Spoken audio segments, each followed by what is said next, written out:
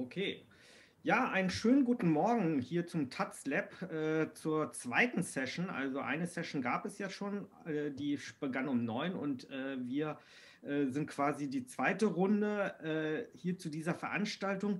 Ich würde jetzt auch schon gleich ins Englische übergehen, weil Frau Audrey Tang uns auf Deutsch nicht versteht, aber auf Englisch. Das heißt also, wir werden jetzt alles weitere auf Englisch führen, aber wenn Sie Fragen, Kommentare oder so weiter haben, ich glaube, da gibt es die Chat-Funktion. Ich sehe sie leider nicht, weil wir sehen auch leider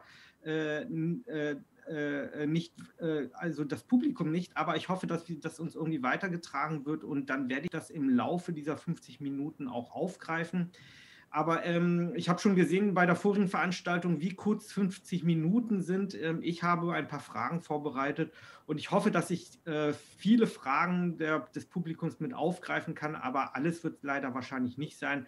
Aber wir schauen mal. Ja, also willkommen zu der Veranstaltung.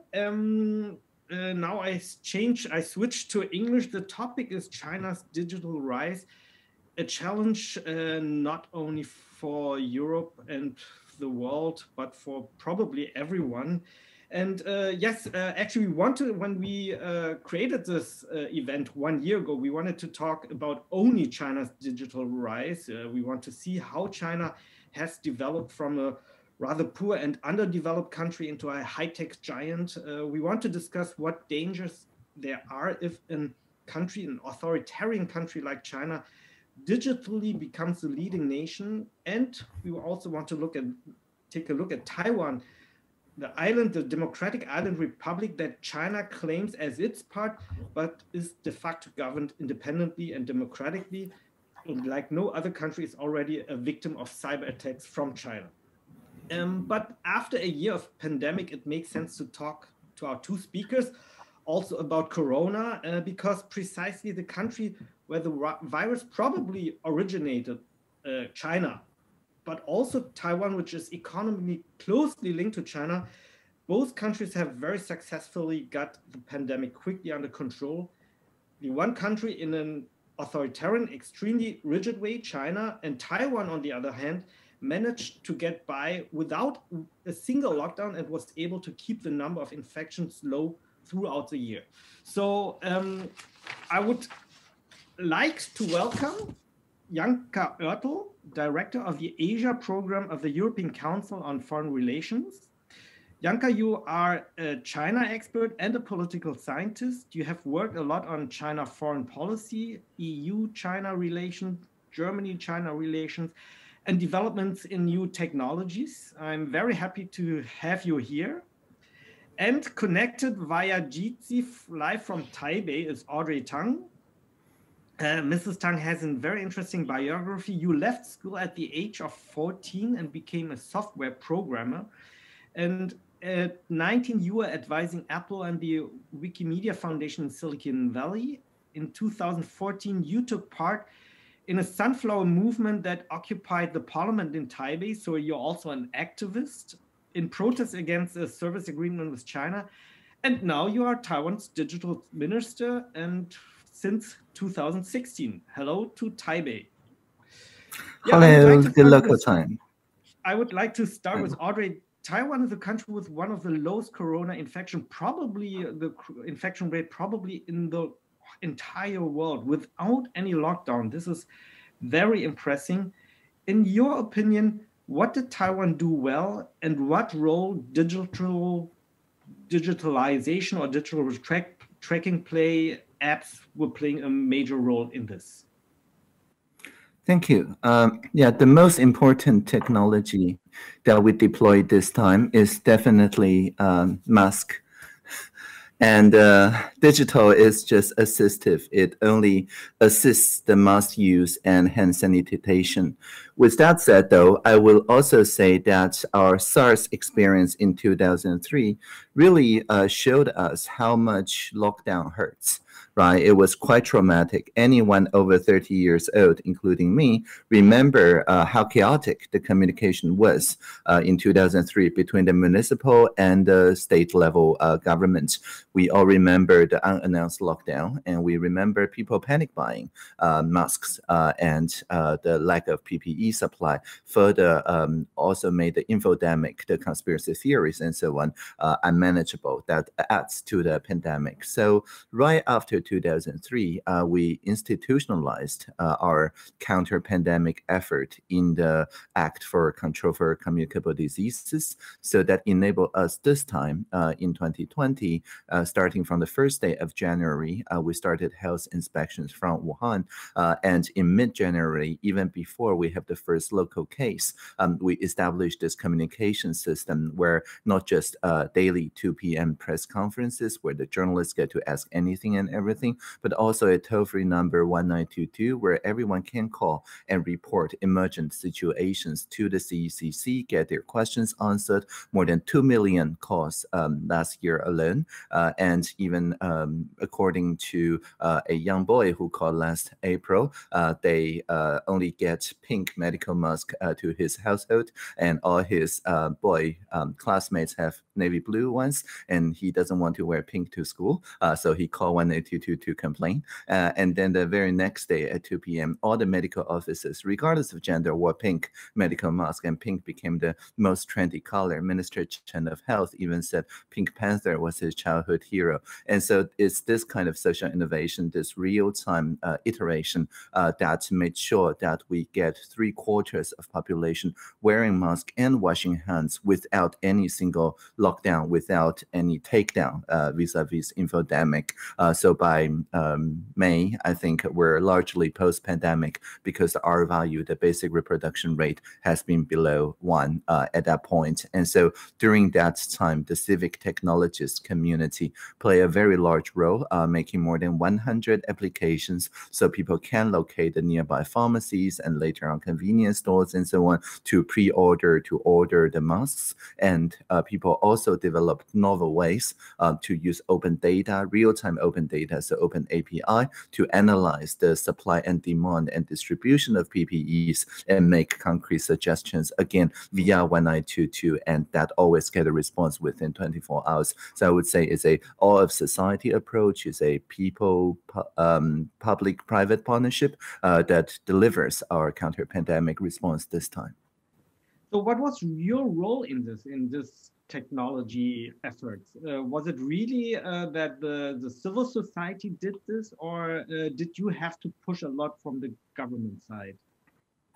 The GovTech is the bedrock that provides the stable open API, on top of which the social sector, or as you put it, civil society, can build novel applications on. So it's not a traditional relationship of procurement where we figure out solutions and the people, the citizens, implement it. It's the other way around. It's the citizens figure out what was needed. It could be a map visualization of available masks. It could be, pink and later on rainbow mask for fashion display. It could be, for example, using traditional rice cooker without adding water that kill the virus without destroying the mask and so on. But as soon as such social innovations are discovered by social innovators, it's our job in the government to amplify it. For example, with a very cute spokes dog, a Shiba Inu, because in each ministry we have a team of participation officer that engages new hashtags. So the Minister of Health participation officer lives with this cute dog. And so we were able then to translate all the incoming social innovations into memes. So for example, social distancing is translated into this meme that says when you're indoor, keep 3 Shibas away or wear a mask. When you're outdoor, keep 2 Shibas away or wear a mask. And mask wearing is pictured by the cute dog putting hand to their mouth, and then with a not do this sign and says that wear a mask to protect your own face against your own unwashed hand, and so on. So we're basically communicated that amplified the social sector's idea, making sure that they get reliably deployed to all corners of society. That's the main role in the public sector. Mm-hmm.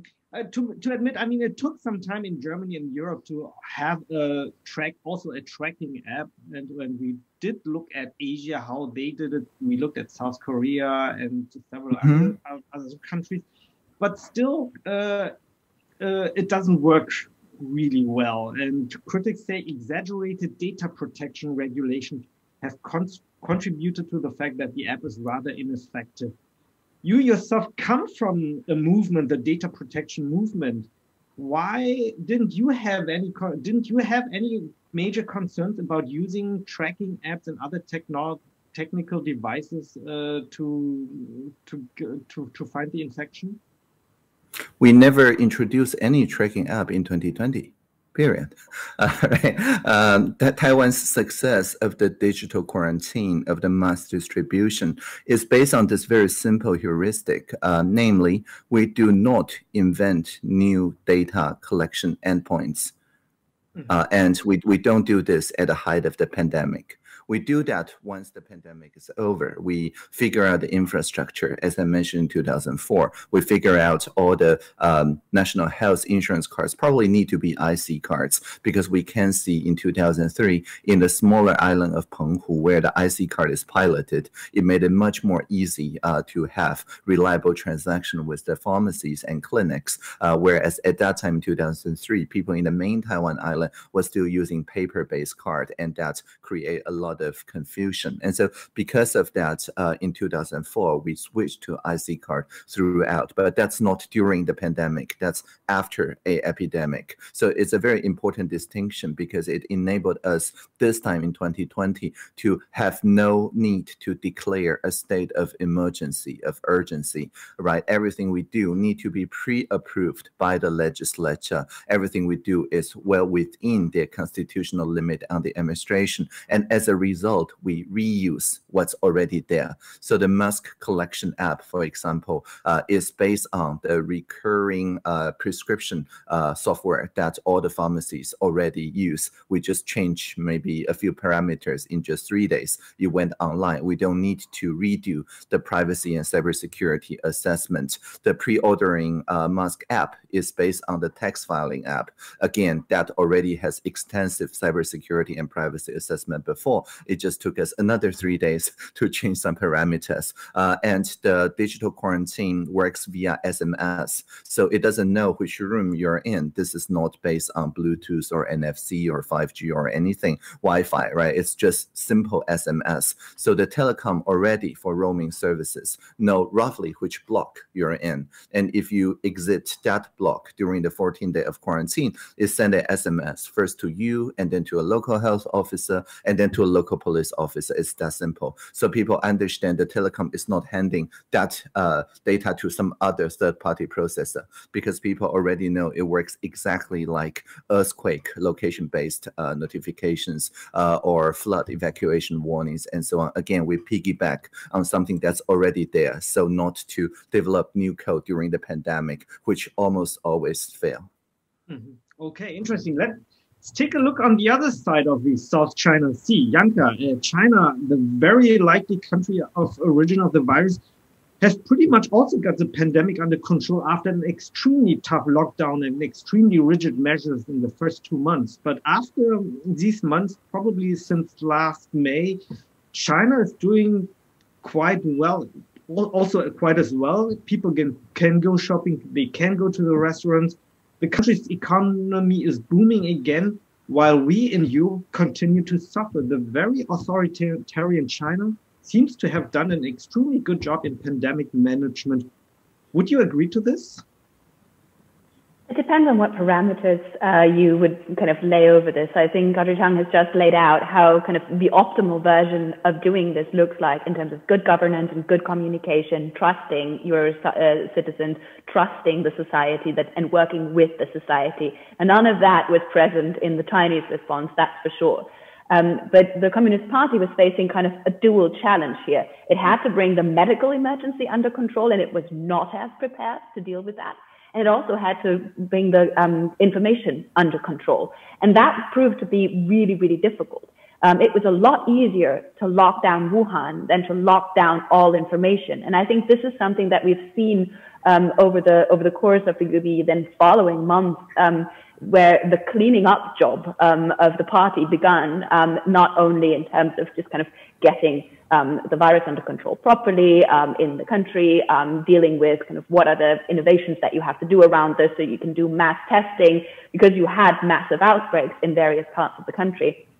How do you deal with these massive lockdowns? But then how do you work with this without creating massive social instability, without creating massive kind of backlashes against the government? You can either do that by having a good governance and by having trust in the society, or you can do that by force and by just harsh measurements that you can do, or by threats or by fear. And I think this is what we have witnessed in many of those instances. What I think is quite interesting to see, though, is that this has had an impact on China's image, much more so than I think the Communist Party expected. And I think that while there's a great admiration, I think, in Europe, while we struggle still with the third wave of the pandemic, that China's economy is kicking back in, that there is a degree of freedom again that can be enjoyed in terms of just movements and kind of things that you can go to restaurants, you can go to theater again, you can go to the movies again. All that being said, the control of the kind of the way the narrative's built out, that has not had a positive impact. And this is something that has led to a massive change in public opinion about China. So for the first time, I would say in Europe, the pandemic brought China on the map at the very lowest kind of social like on the public level. Before that, China was a kind of economic factor, not really a factor for public discussion. But the pandemic, because the virus is kind of stuck to China, made that happen. But China did not manage to kind of change that narrative around and be able to capitalize through a positive response, but rather through vaccine diplomacy, wolf warrior diplomacy, mask diplomacy, all the new terms that we've learned over the last couple of months, managed to really shatter China's image in various parts of Europe. And that's an interesting development. So one could say, in kind of short, relative success in bringing the medical emergency under control at very high social cost, but very kind of mixed success in bringing the narrative under control.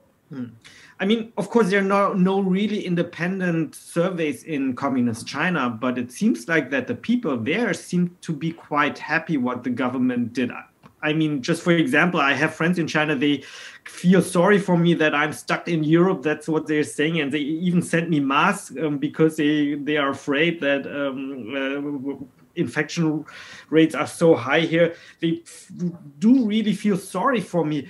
Are there any aspects where even Europe can learn something from communist China? If you ask me that question, I would say we should listen again to what Audrey Tang just had said for the first 10 minutes and do just that and learn from that. I think that's the better suggestion here. Okay, yeah. Yeah, let's go over, because time, I just see how short time is, to our actually main topic, China's digital rise. Janka, could you very briefly outline how China, of all places, has made it possible for once being the workbench of the world, the production facility for cheap electronics, managed to develop into such a successful high-tech nation? Well, I think the first instance that is always important to point out is that China didn't do this alone. When the reform and opening up process that started in the late 70s and early 80s was actually designed also to bring in international know-how, to bring in international companies, to bring in foreign capital, to bring in technology transfer. So there's a large role that the international community played in not only China's economic development and China's rise, but also China's technological development. And I think sometimes, especially in the communication of the Communist Party, this tends to get lost a little bit. It seems like this is kind of all grown from China inherently, indigenously, and that's not the case. And we have to be very clear about that. And also we have to, there's a second caveat to this, we have to be very clear that still there is a lack when it comes to certain foundational technologies in terms of basic research, in just being able to pull all of this off completely by itself, isolated from the world. Now, this is clearly the intention, to be more kind of insulated from global shocks, insulated from global supply chains. But in the end, transparent, integrated into global supply chains and into the global technology development. So that said, I'd say there is a certain logic within the government that is based on a degree of what's been called techno-nationalism. Technology is at the heart of various of the developments that are linked to the regime stability, linked to the rule of the party, linked to the kind of military developments. It's very, very closely integrated. And it's a very comprehensive approach to the idea of technology in China. So it plays a slightly different role. It's not the kind of, the Silicon Valley private sector, different kinds of it is a very integral part of the party strategy and of the kind of governing model of the way the party wants to act. We see now, though, that China is closing itself off a lot more, and we don't really know yet what the effects of that will be. Whether the advantages that the Chinese market also had in terms of technology developments, in terms of economies of scale, in terms of just having a huge domestic market where champions can grow relatively protected from international competition. I mean, this is a fantastic test bed that you have if you don't have to compete, but you have a fantastic home market that you can try stuff out, where you can perfect it and you can make it better. And then you can go into global markets then and dominate those global markets then, because you've already had that kind of test bed at home. So various instances have led to China being in that position that it is now, but it still has to be regarded with various caveats, because we can see that it's not easy, even for the most innovative Chinese companies, to actually survive under the current circumstances, because there will be moments where technology then clashes, or where certain developments in the technology realm will clash with Communist Party interests, and we do know now who will win. Yeah, we go over to the challenges and threat which is connected to China's digital development, but let me go back to also to Audrey. Taiwan has also somehow contributed to this rise of China. I mean, Taiwan always had a difficult relationship politically with mainland China, but on the economic level and technological level, Taiwan was sort of a support. I mean, just think of Taiwanese company Foxconn, for example, one of the largest contract manufacturers of electronics. Foxconn pretty much made the city of Shenzhen, which is now something similar to the Silicon Valley of East Asia, helped Shenzhen to become the innovation mecca. Was it a mistake, after all, that Taiwan helped China on the technology level so much? Would you say it was a mistake from your country? Well, I would say that at that time, of course, Taiwan provided a lot of technological input, but Germany did as well. I think I think the two main jurisdictions that really built a lot of relationship there. And I think there's two things to say here. The first is that at the time, there was a kind of global expectation for the PRC to commit to their promise to be integrated. I don't just mean the World Trade Organization, but a larger rule of law, international order that will then lead to a gradual democratization. That was the kind of ongoing, sometimes said, sometimes unsaid assumption of leading the development of the economy, and especially the middle class in the PRC. And of course, these predictions did happen on a small scale, and arguably for like 5 to 10 years. But we also see, of course, a more authoritarian bent in the recent years, and that threatens to undo whatever democratic gains that was made during that decade or so. So in that sense, those expectations were unfulfilled. That's my observation. The other thing is that at the time we see, although the PRC maintains its Great Firewall, its Golden Shield project, and so on, it's more inward looking, right? The rationale was always to maintain the so-called harmony, the same sort of harmony that I would point out that prevented Dr. Li Wenliang from Wuhan from saving people in Wuhan, although he did save everyone in Taiwan because we did notice his message, but the people in Wuhan, because of the harmonization infrastructure, did not, right? But the rationale at that time, around the turn of century, was always inward. But then afterward, we see it's going outward, right? It was trying to establish a different norm, a norm based on censorship, based on kind of using the disinformation crisis as an excuse to justify exporting this model of more authoritarian cybersecurity norms and cyber conversation norms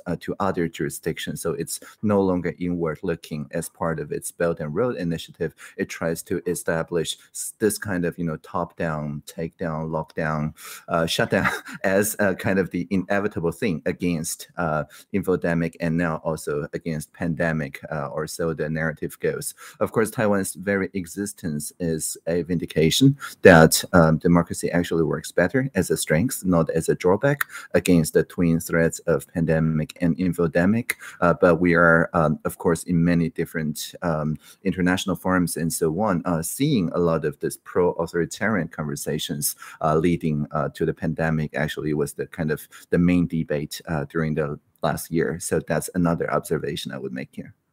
Yeah, there is, again, I'm sorry to the audience that I cannot pick up every question, but there is one question I read also maybe to Janka. Was it a mistake after all that China used to be the working bench for cheap electronics? Was it maybe a mistake that China was made for this, for the global economy, and has become something like what it's now? Well, I would answer probably the German saying, am Ende ist man immer schlauer.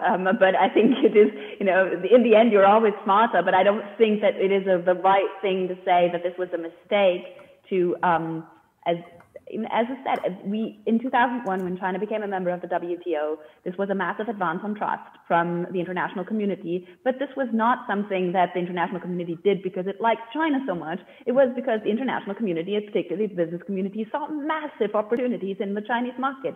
And particularly in Germany, we just made a lot of money doing business in China. And we should not forget that role as well. This wasn't done as a big development project trying to lift millions of Chinese people out of poverty as much as there is social entrepreneurship in Europe and in Germany. That was not our intention here. The intention was to also extract profits. And it was a very profitable relationship for a long time.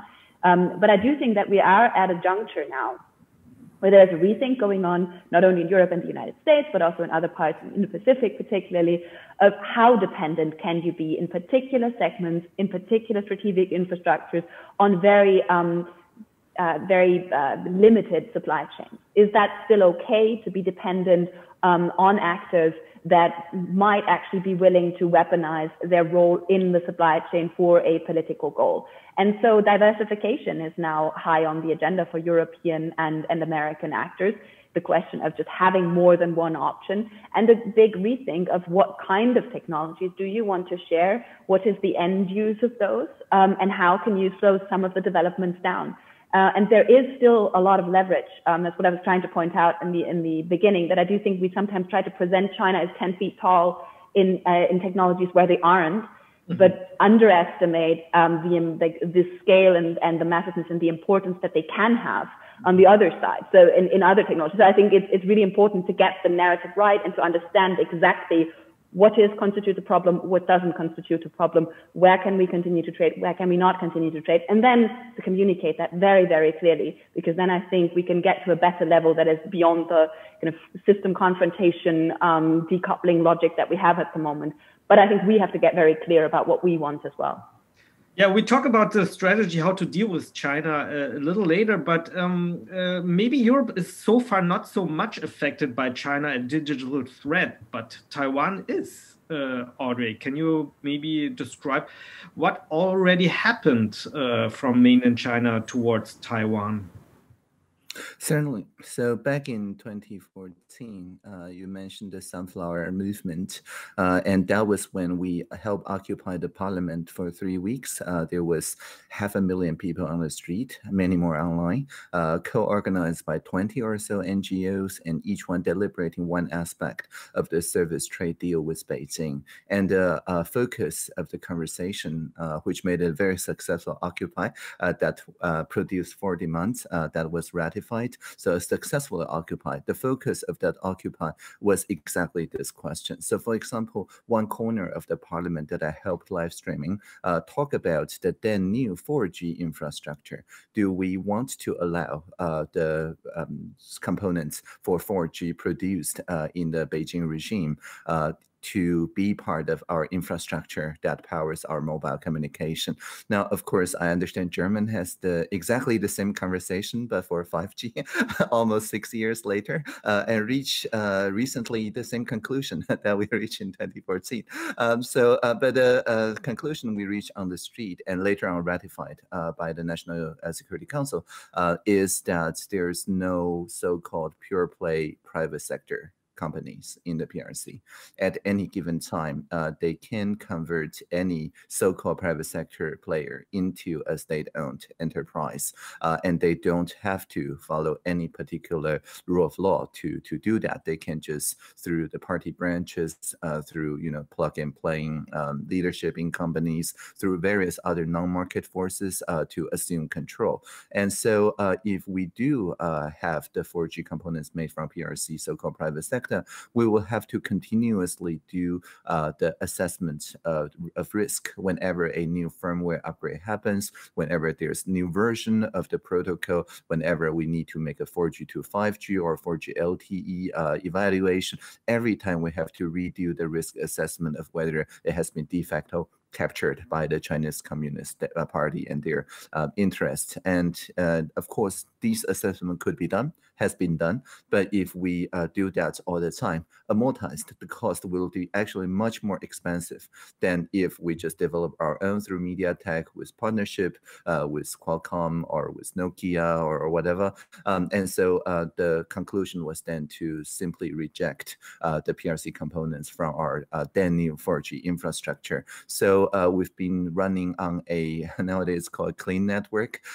We've been running on a clean network for more than 6 years now. It obviously didn't affect our broadband as a human right deployment. Obviously, it's still very accessible here in Taiwan. We remain one of the most connected places in Taiwan. If you don't have 10 megabits per second any place in Taiwan for 15 euros per month, unlimited data, and you can call me, it would be my fault. And so we managed to realize this without using any PRC components. But I understand this all of society conversation is new to many jurisdictions, and I really am glad that there's the fact for us to share nowadays that seems to be resonating with other jurisdictions, including Germany. Yeah, but Taiwan is a small island with 23 million. It's a much bigger it's much harder for Europe. And of course, China's Huawei company is cheap when they install 5G network, and they are fast. And here's a question from Anke Knopp. 5G. Janka, would you say is Europe doing a mistake when they let Huawei build the European 5G network? If they would let them Huawei to build the entire European 5G network, that would be a massive mistake, yes, because in terms of dependence, I think that would be partly. So I think what we've had, and I think this is something that's really important. The 5G conversation that started 2 years ago in Germany was a latecomer to the debate. And I think that's really important to point out. We had the debate 10 years earlier in the United States. We had it massively earlier in Asia. So it's really important to say we're late to this debate. We have always regarded this from a merely commercial perspective. We have regarded this as this is private businesses building networks. This is fine. The state has no role in this. And we have not regarded China as a threat of any kind to our national security. This assessment has now changed. And with the debate 2 years ago that we started here in Germany, I think what has begun is this kind of all of society conversation, at least. It's not an all of society approach yet, but at least there is a beginning, a nascent understanding that what seemed geographically really far away for like the average German phone user has been encroaching very much on European security and on the way we, in the end, want to live our lives as well, because on the European way of life, our democratic values, etc. So now it's time to rethink all of these matters. And yet again, I would say, well, in the 3G, 4G infrastructure, we made certain decisions. It doesn't mean that there's no automatic path dependency built in there. We can make new decisions now. When parameters change, when the geopolitical situation changes, when our threat assessment changes, then we have to make new assessments, and we should do those based on our interests, our national interests, and not necessarily just with an eye to potential business interests in other sectors. I do think that the communication, I think no one can speak better to like the importance of communication as a tool for how to do good governance. And if we say like the base of our good communication has to be secure. Mm-hmm. And if we want to guarantee that, then this is probably the best way of being able to not only, the important part is to sustain also other players in the market. What I was talking about, this kind of home advantage, the economies of scale that can be used, have the potential to eliminate other players on global markets. And if there are no alternatives left, it becomes a lot more problematic. And we have two fantastic European companies in this field, and that is very advantageous. And we should sustain these companies and make sure that they can stay at the market and stay competitive and stay innovative. Mm-hmm. Thank you. There's a question from Mark Bauer. What are the measures Taiwan is putting in place to stay competitive in regards to AI and artificial intelligence? Does Taiwan also have any similar strategies to the 2030 AIDP? Sorry. And also in this regard, Taiwan has one major asset, the chip industry. Taiwan is one of the strongest right after the US, and China in this field is not so developed. And maybe also connected to this question, Audrey, do you think when will China succeed also in this? And does Taiwan have an answer to this when to the AI program China is preparing? Yeah, we're maintaining a rather healthy lead of at least 5 years, maybe 10 years, when it comes to advanced semiconductor manufacturing. We're, of course, running out of nanometers now. We've now officially switched to the angstrom level, which is 0.1 nanometer. So we're at an angstrom level conversation now when it comes to semiconductor design. And a lot of AI I think China is they are only able to build 14 nanometer, right? And Taiwan is under 5321, right? That's right. And the 14 was also limited by the quality of a previous generation of manufacturing technologies. Since this is not a semiconductor seminar, I will not go to details. But the idea, simply put, is that our AI communication and other cybersecurity industries and so on work in tandem with the semiconductor supply chain. So we make a lot of edge computing, a lot of AI on chip, a lot of federated learning stuff that could actually do a lot of computation in a way that is power efficient, that's friendly to the environment and so on, so that we were able to satisfy the various customizations that was needed on the edge or when the AI is deployed. And this is important because we believe AI is assistive intelligence, not authoritarian intelligence, meaning that AI technology need to democratize, not just in making things less expensive sense. I don't think that's democratization. It's just accessibility. It must be democratized in the sense that people who are closest to the problem need to be empowered to develop the system that tackles the problem. So we have, for example, in our K-12 basic education curriculum, people learning not digital literacy or media literacy, but rather digital and media competence, meaning that they can build their own system. They have free access to the GPU clusters in the TWCC.AI, the National Center for High-Speed Computation. participation, they can build local privacy enhancing AI assistants and companions that helps, for example, manage telehealth or to measure the environmental values as part of the distributed ledger on climate sensing and things like that, without relying on a central hoarder of information, either through surveillance capitalism or the surveillance state. And so we see AI as empowering democratization, not taking the power from the edges into the center, be it the capitalist data center or the state surveillance data center that the PRC has. And so it's a philosophical difference when developing AI. And I do believe that Taiwan's civic participation enables us to build this more democratically informed models of AI that allows us to exchange with philosophically aligned jurisdictions, such as many in the EU, including Germany, so that we can build a general partnership on these forms of AI and build a internet of beings, not just internet of things. But again, Audrey, very quick answer, please. But when do you think China will be able to make their own chips, and maybe Taiwan also becomes less important and can less rely also on the United States, because so far the Taiwan chip industry is still an asset, also in the point of view of Washington. So when do you think China will take over in the chip industry?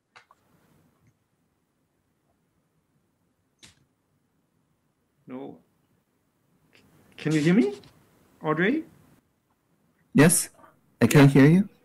Yeah, I think the issue here, because you ask a specific number, like in X years, the PRC will take over, and I'm just trying to mentally calculate that number, but I can't really compute that number. I don't have a solution to that formula.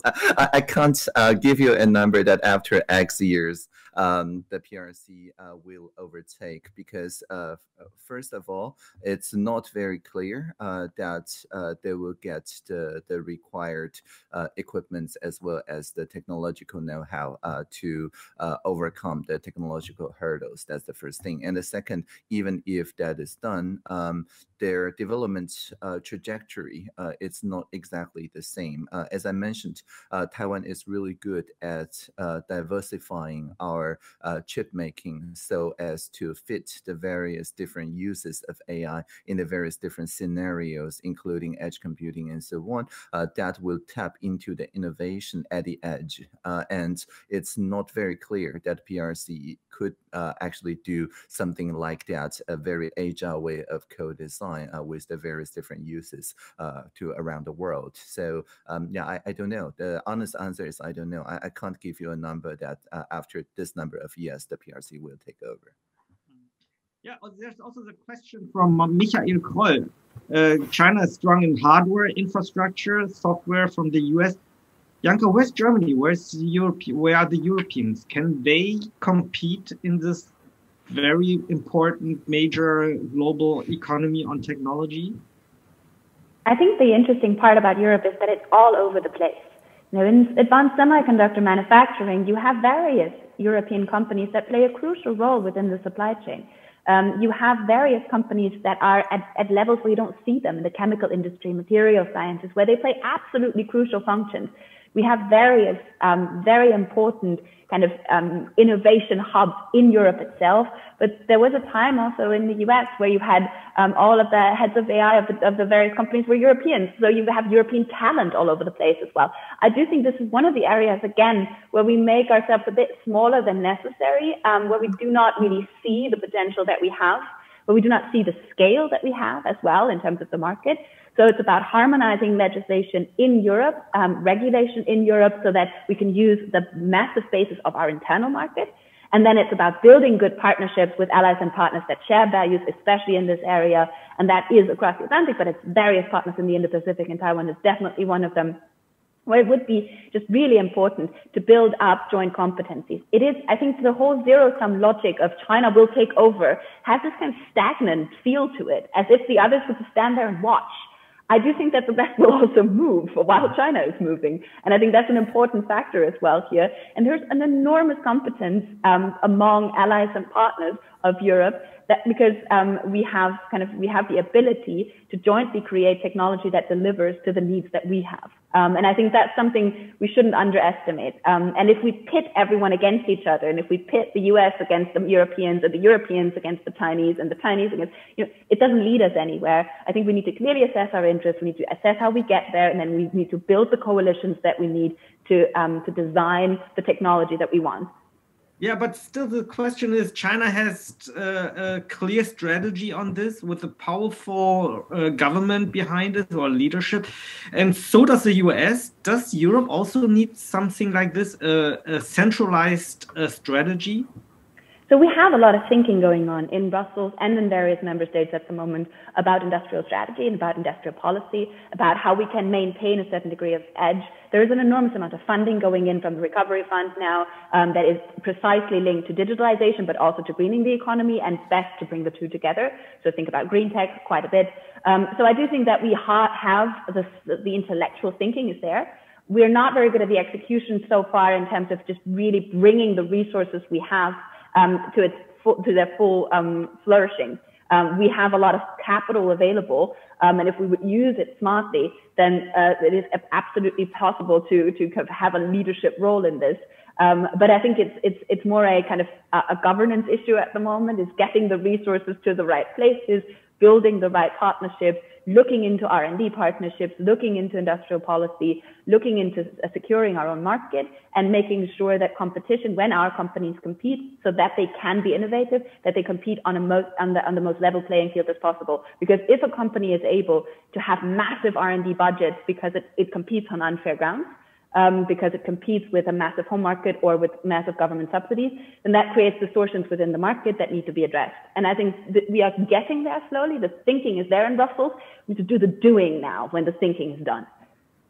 Okay, very, very last question to Audrey. Audrey, you are coming from a grassroots movement. And do you think this, I would call it grassroots strategy, as Janka a little bit is describing, would this work to deal with China's digital rise? Definitely. I remember that when the PRC introduced the Great Firewall, it kept open the connection to GitHub. GitHub is the place where most leading AI research take place as part of the open innovation. It's being acquired by Microsoft, but still keeps a very open governance kind of support to the grassroots communities everywhere in the world.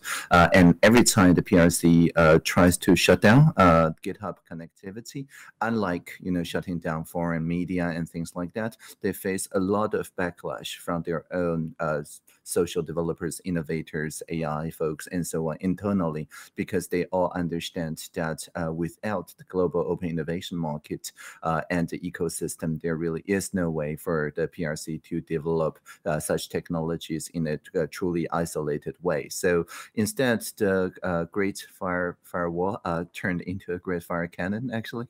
Try to, deny GitHub of service when GitHub hosted content that the PRC people don't want to distribute, and it's all on Wikipedia. You can look it up. But the upshot is that GitHub, stayed up. And the Great Fire Cannon did not win.